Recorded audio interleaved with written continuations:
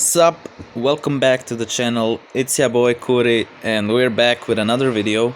Now, this is not the usual. We usually do mostly gameplay and tutorials and stuff like that, but I do want to talk about boxes as well as the state of the meta and the state of the game in general. So in this video we're going to cover, is the box worth it? Are the cards in the box worth it as well? Like, are there specific cards, we won't name them now, are they worth it? And then you can make a conscious decision, should you, if you're thinking about it, should you invest into the box, should you maybe wait, should you not invest in the box at all? What should you do, basically? So the box has been out for a week now, so we do have some sample size, some results from the tournaments that we can now, make a very good, very decent judgment of how much the box impacted the meta, how much cards in the box are worth it, which cards in the box can be worth it, which cards can be worth it in the future, which cards have, and basically I'm going to sum up everything in this video, so you can know, like I said, is the box worth it or not. So first of all, to see what is the box, what is the support of the box. First of all, of course, we do have Chronomaly. Second of all, we have Gimmick Puppets. Third of all, we have generic stuff. That's third. Okay, fourth, we have magnets and and fifth, we have Triamids and Gorgonic Guardian. So there are 5 things we need to focus on, and these 5 things are really the box. We're not going to talk about brain control as I did, as you can just read the card and you know it sucks. But yeah, we're going to cover everything else really. So first off, let's start with Gimmick Puppets. Are Gimmick Puppets magically top tier because of these 2 cards? Well, not really, no. Why is that? Well, because they literally can special summon already. They can already send Gimmick Puppet monsters to the graveyard. So, we got a boost for their strengths and nothing for their weaknesses. So, and because we're stuck in this skill that limits us really to only dark monsters and dark number monsters, that's really the limitation of the deck. I thought that maybe we could, step out of the skill a bit with the new cards to replace the skill, but there's nothing really concrete that someone came up with, and having 2 cards to replace the skill, it's too much. So Gimmick Puppets for now aren't that good. Now, I am saying now, but do realize that the ban list should come soon enough. I'm assuming after the KC Cup. So we could definitely see some nerfing in Onomats, some nerfing in Harpies or Resonators, maybe all of them, Thunder Dragons, of course, of course. So maybe all of them, and if that happens, there is potential in some rogue decks that could become top tier, and Gimmick Puppets, of course, is one of them. So do keep an eye on them.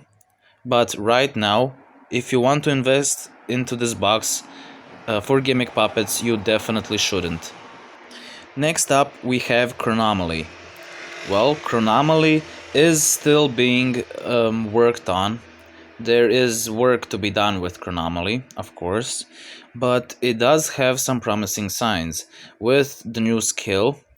There are 2 skills, they both seem decent. With one skill, you can, I'm pretty sure you can make a very consistent Rhino, which is amazing, You can basically replace Onomats as making Rhino plus back row.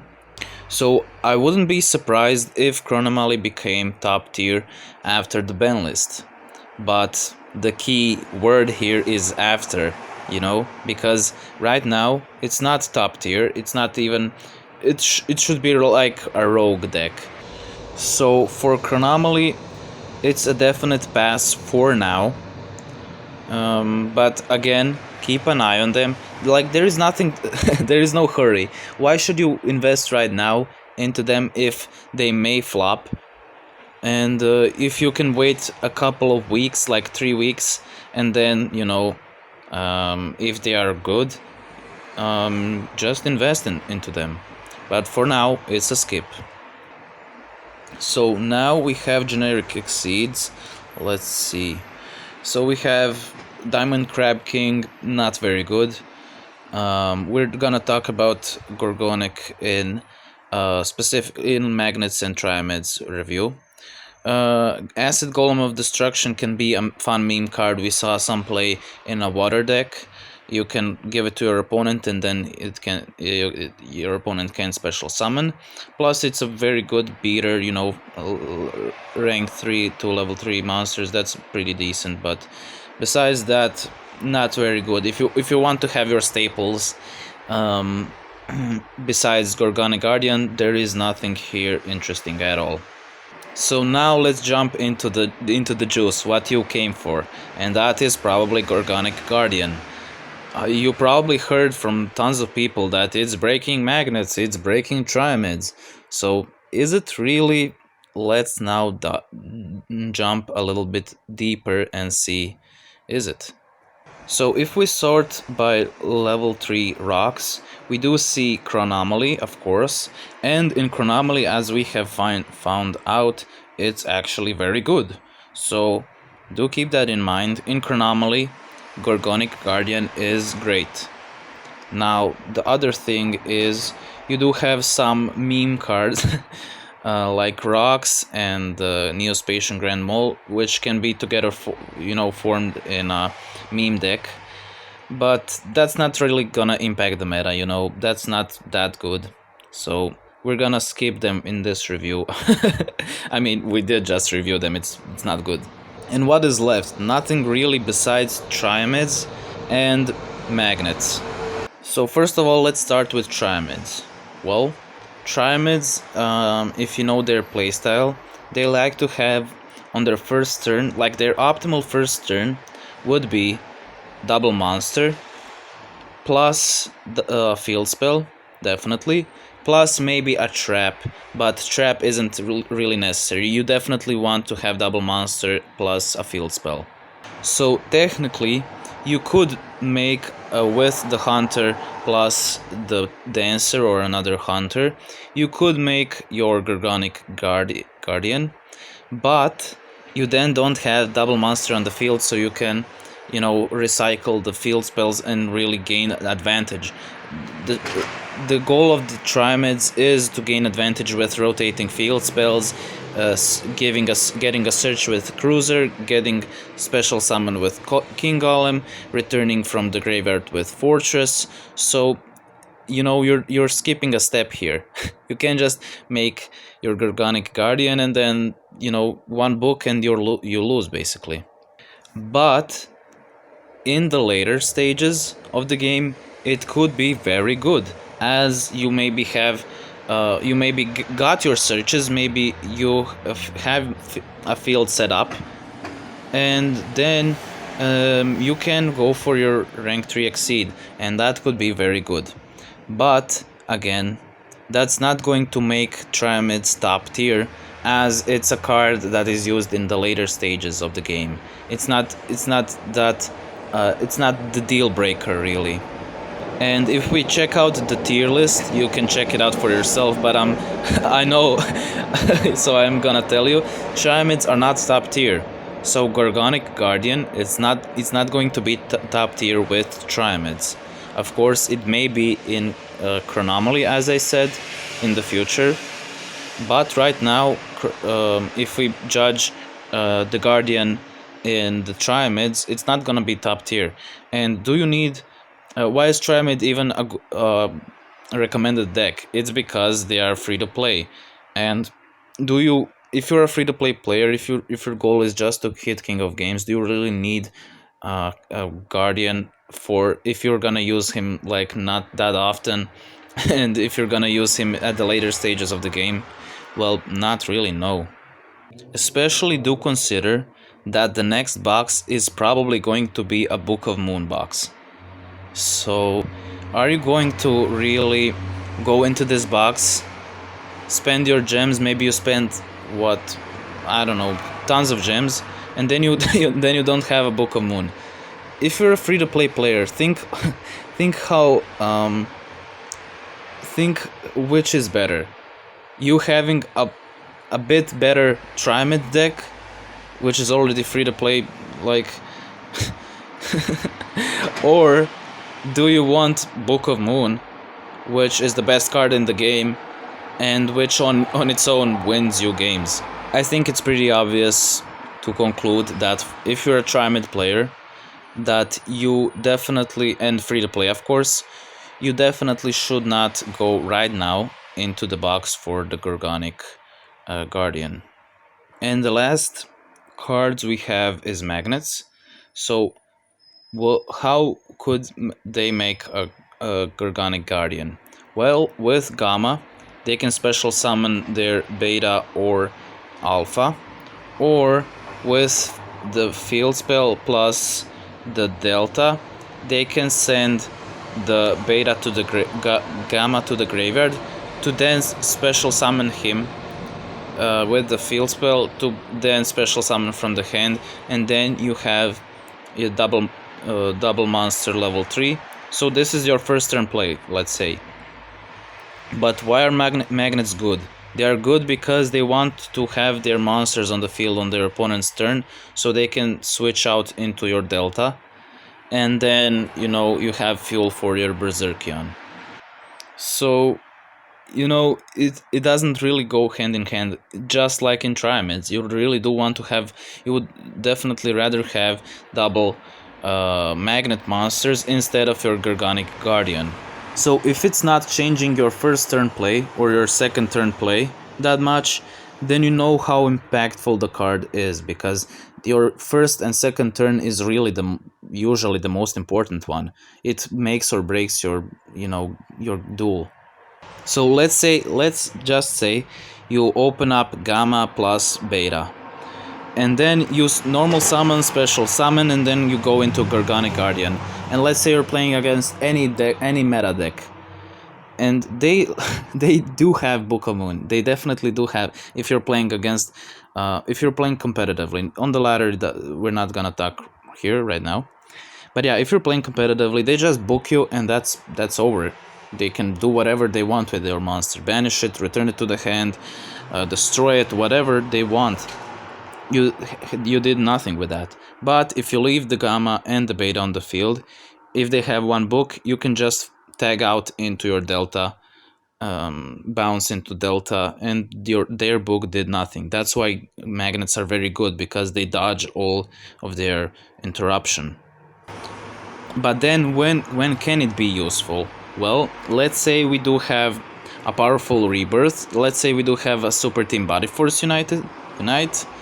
Then we could technically, with a Guardian, still have a rock, and then we can special summon others magnets from the hand or graveyard.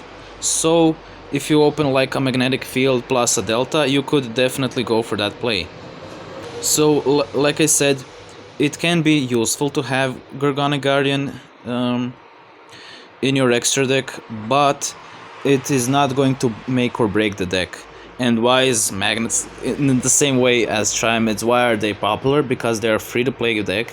They are also very fun, of course, and very simple, easy to play, to navigate. But they are still a free to play deck, and like I said, they're not gonna make or break the deck. And you then don't want to go into a box for one card if you don't absolutely need it for your deck. If you're just gonna play it on the ladder, to have fun and hit King of Games, And especially if Book of Moon is coming in the next box. It does not make any sense whatsoever. So now we realized in which decks it does matter in which decks. It doesn't matter, of course, for Chronomaly it does matter, but you're gonna, if you want to play Chronomaly, you're gonna have to go into the box, you know, regardless. And now the nail on the coffin, how good Gorgonic Guardian is really on its own, not in the specific deck. How is it worth it? How good is the box really? Because to realize how good is the box, we need to realize its impact on the meta really. And funnily enough, there is no deck here that would use Gorgonic Guardian. So it's of course overhyped, and it isn't a good card right now. Power rankings as well, as we can see, no deck, literally zero decks that could use it. Like if we could compare it to other Exceed monsters we have, like Malevolent Sin for an example, or a Bouncer. Like Animats can make a Bouncer and a Malevolent Sin.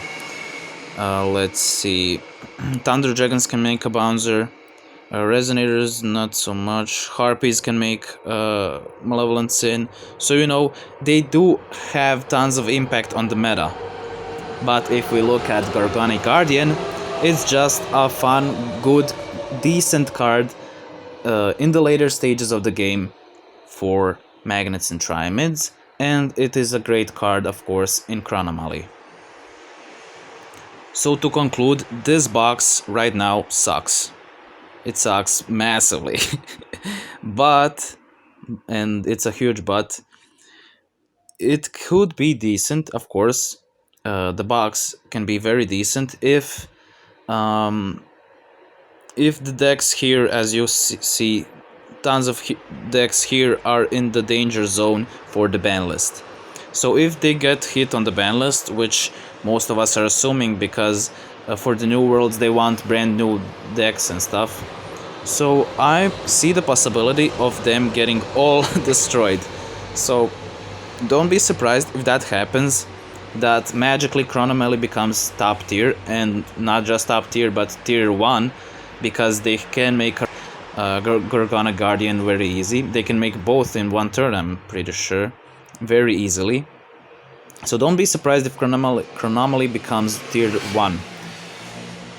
And that said, this is the end of the review, as we now know how much the box is worth. Of course, do keep in mind, as I said, Book of Moon is coming in 3 weeks probably. Just keep that in mind. I really want to play Chronomalies as well as maybe you guys and the Gorgonic Guardian in my Magnets and Triamids. Like, that's all great. I'm not saying it's a bad card, but definitely it's not worth it right now. That's the whole point. Just wait. There's no hurry. Keep playing your decks. I know you see the same decks all the time, but you just please wait for your own sake, for to just 3 weeks. Wait for the ban list. See how it will impact the meta. If Chronomalies become top tier, definitely then you can go into the box. And yeah, stay tuned for Book of Moon, as if you're a free-to-play player, you should definitely save up your gems, like 15k gems or maybe even 20k gems for the Book of Moon. So you know, there is no room now for spending gems. So you know, just wait a bit. And yeah, that's it. Hope you guys enjoyed the review. Let me know what you think in the comments. Like, maybe I'm wrong in somehow in some way. But we did objectively analyze the impact on the meta, the impact on the decks. So I don't see much room here for, you know, like it's not definitely, it's for sure 100% not worth it right now objectively. But yeah, write me down below what you think. that's it. Hope you guys enjoyed the video. If you did, you know the drill. Like, share, comment, subscribe, donate, upload, DM, yeah, all that good stuff, you know. Anyways, see you in the next one. Bye.